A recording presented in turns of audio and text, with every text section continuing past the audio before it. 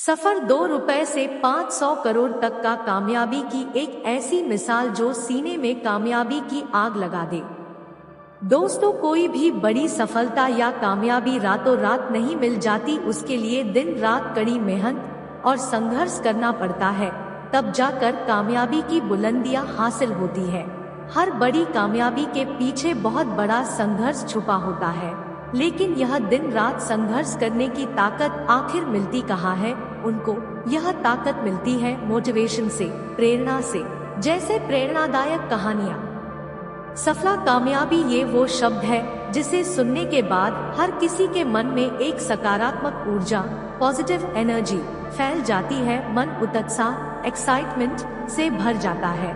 मन में सफलता, सक्सेस को लेकर कई प्रकार के विचार, थॉट्स आने लगते हैं कि कैसे सफलता, सक्सेस को हासिल किया जा सकता है। ऐसे में उनकी आंखों के सामने सफल लोगों की तस्वीरें और कहानियां घूमने लगती है कि कैसे ये इंसान इतनी बड़ी कामयाबी को हासिल कर पाया।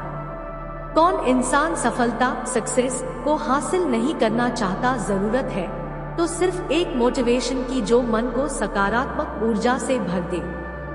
आज हम आपको ऐसी लड़की की कहानी, स्टोरी सुनाने जा रहे हैं जो ना सिर्फ एक दलित समाज से बिलोंग करती है, बल्कि पूरा जीवन संघर्ष से भरा होने के बावजूद हिम्मत और हौसले के साथ जीती रही और आज 500 करोड़ की कंपनी की मालकिन है। तो चलिए जानते हैं इनके जीवन के संघर्ष और कामयाबी की कहानी, ताकि आप भी इस कहानी के जरिए प्रेरित, मोटिवेट हो सके और अपने जीवन के लक्ष्यों, मुकाम को हासिल कर सके। हमारे समाज पर वर्षों से जात और धर्म का बहुत बड़ा प्रभाव रह चुका है।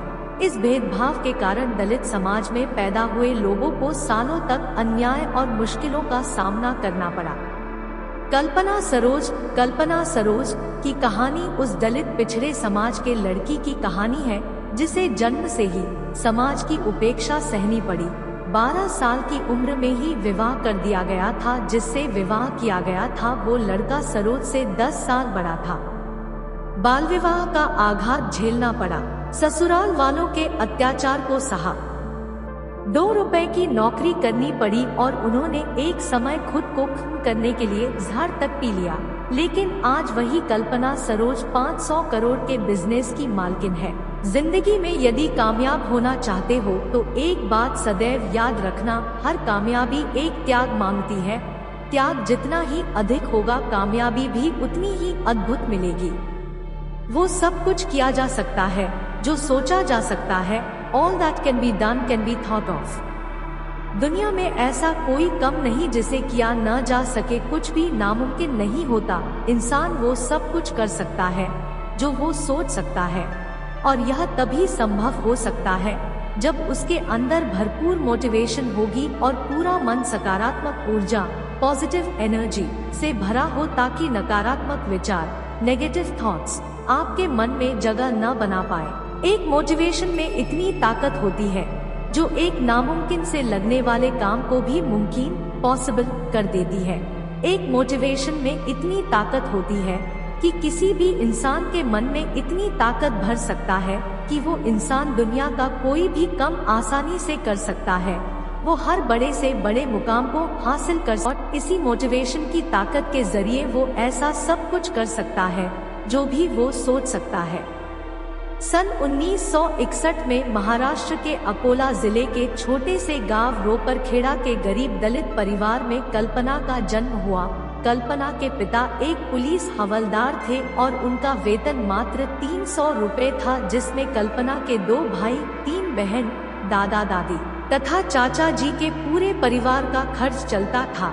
इस प्रकार परिवार बड़ा होने के नाते पिताजी के वेतन, सैलरी, घर का खर्च ठीक से नहीं चल पाता था। पुलिस हवलदार होने के नाते उनका पूरा परिवार पुलिस क्वार्टर, मकान में रहता था। कल्पना जी पास के ही सरकारी स्कूल में पढ़ने जाती थी। वे पढ़ाई में होशियार थी, पर दलित होने के कारण यहाँ भी उन्हें शिक्षकों और सहपाठियों की उपेक्षा झेलनी पड़ती थी। कल्पना जी अपने बचपन के बारे में बताते हुए कहती है, हमारे गांव में बिजली नहीं थी, कोई सुख सुविधाएं नहीं थी, बचपन में स्कूल से लौटते वक्त मैं अक्सर गोबर उठाना, खेत में काम करना और लकड़ियां चुनने का काम करती थी। कल्पना जी जिस सोसाइटी से हैं, वहाँ लड़कियों को जहर की पुड़िया की संज्ञा दी जाती थी, इसीलिए लड़कियों की शादी जल्दी करके अपना बोझ कम करने का चलन था। जब कल्पना जी 12 साल की हुई और 7वीं कक्षा में पढ़ रही थी, तभी समाज के दबाव में आकर उनके पिता ने उनकी पढ़ाई छुड़वा दी और उम्र में कल्पना जी से भी 10 साल बड़े एक लड़के से शादी करवा दी। शादी के बाद वो मुंबई चली गई, जहां यातनाएं पहले से उनका इंतजार कर रही थी। इस प्रकार उन्हें ससुराल वालों का जुल्म सहना पड़ा। कल्पना जी ने अपने एक इंटरव्यू में बताया, मेरे ससुराल वाले मुझे खाना नहीं देते, बाल पकड़कर बेरहमी से मारते, जानवरों से भी बुरा बर्ताव करते, कभी खाने में नमक को लेकर मार पड़ती तो कभी कपड़े साफ ना धुलने पर धुनाई हो जाती। ये सब सहते सहते कल्पना जी की स्थिति इतनी बुरी हो चुकी थी कि जब 6 महीने बाद उनके पिता उनसे मिलने आए तो उनकी दशा देखकर उनके पिताजी ने उन्हें, कल्पना को अपने साथ गांव वापस ले जाने का फैसला किया और लेकर चले गए। तो दोस्तों, ऐसी ही वीडियो देखने के लिए मेरे चैनल को सब्सक्राइब करें। धन्यवाद।